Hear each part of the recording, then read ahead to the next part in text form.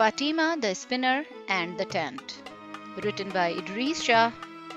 Illustrated by Natasha Delmer.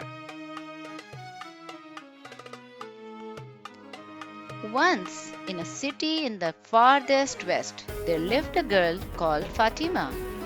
She was the daughter of a prosperous spinner who taught her to spin. One day her father said to her, "Come, daughter, we are going on a journey, for I have business in the islands of the Middle Sea.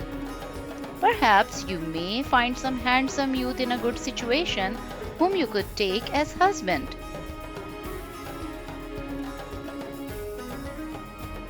They set off and traveled from island to island, the father doing his trading while Fatima dreamt of the husband who might soon be hers.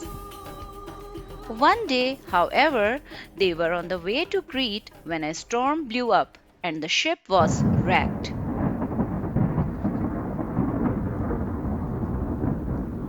Fatima, only half conscious, was cast up on the seashore near Alexandria.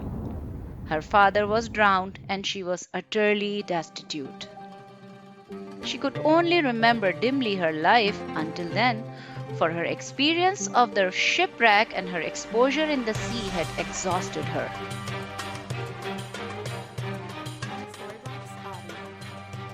While she was wandering on the sands, a family of weavers found her. Although they were poor, they took her into their humble home and taught her their craft. Thus, it was that she made a second life for herself, and within a year or two, she was happy and reconciled to her a lot. But one day, when she was on the seashore for some reason, a band of slave traders landed and carried her, along with other captives, away with them. Although she bitterly lamented her new situation, Fatima found no sympathy from her captors, who took her to Istanbul to sell her as a slave. Her world had collapsed for a second time.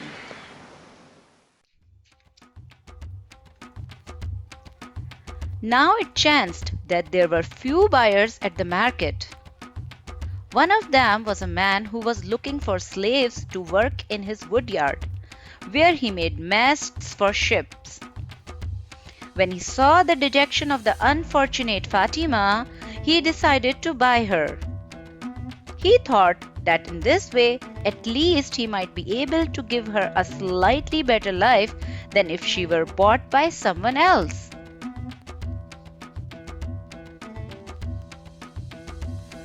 He took Fatima to his home, intending to make her a serving maid for his wife.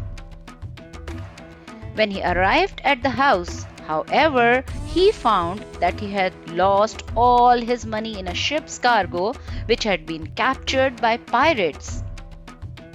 He could not afford workers, so he, Fatima, and his wife were left alone to work at the heavy labor of making masts.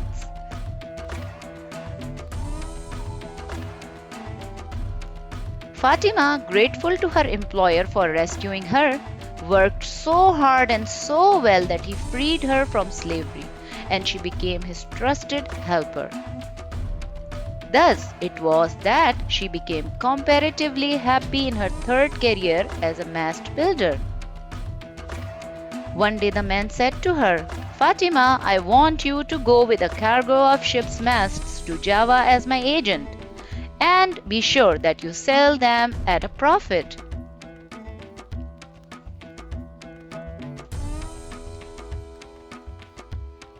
She set off, but when the ship was off the coast of China, a typhoon wrecked it, and Fatima found herself once again cast up on the seashore of a strange land.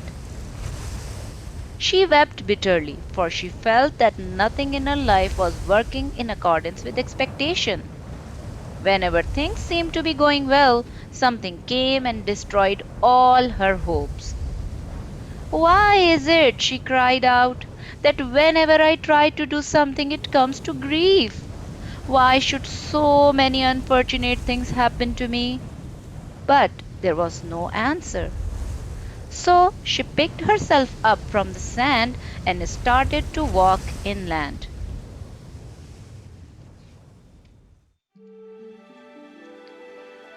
Now it so happened that nobody in China had heard of Fatima or knew anything about her troubles. But there was a legend that a certain stranger, a woman, would one day arrive there and that she would be able to make a tent for the emperor. And since there was as yet nobody in China who could make tents, everyone looked upon the fulfillment of this prediction with the liveliest anticipation. Successive emperors of China wanted to make sure that this stranger, when she arrived, would not be missed. So, once a year, they sent heralds to all the towns and villages of the land, asking for any foreign woman to be produced at court.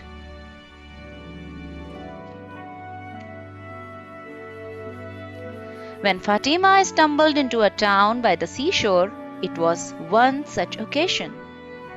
The people spoke to her through an interpreter and explained that she would have to go to see the emperor.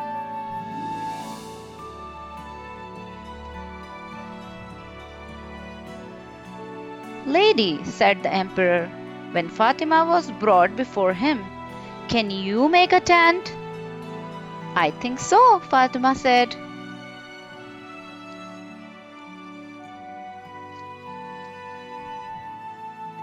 She asked for rope, but there was none to be had.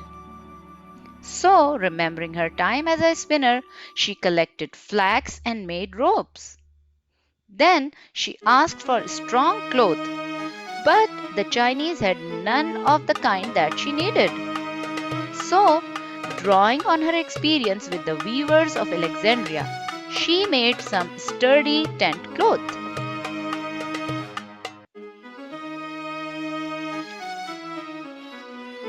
Then she found that she needed tent poles, but there were none in China.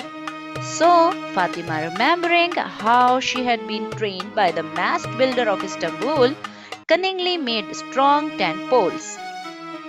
When these were ready, she racked her brains for the memory of all the tents she had seen in her travels. And lo, a tent was made!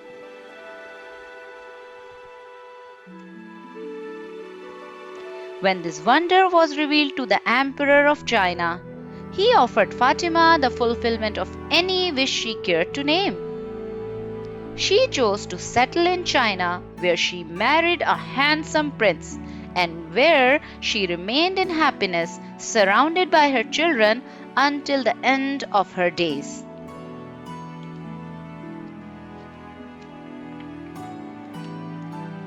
It was through these adventures that Fatima realized that what had appeared to be an unpleasant experience at the time turned out to be an essential part of the making of her ultimate happiness.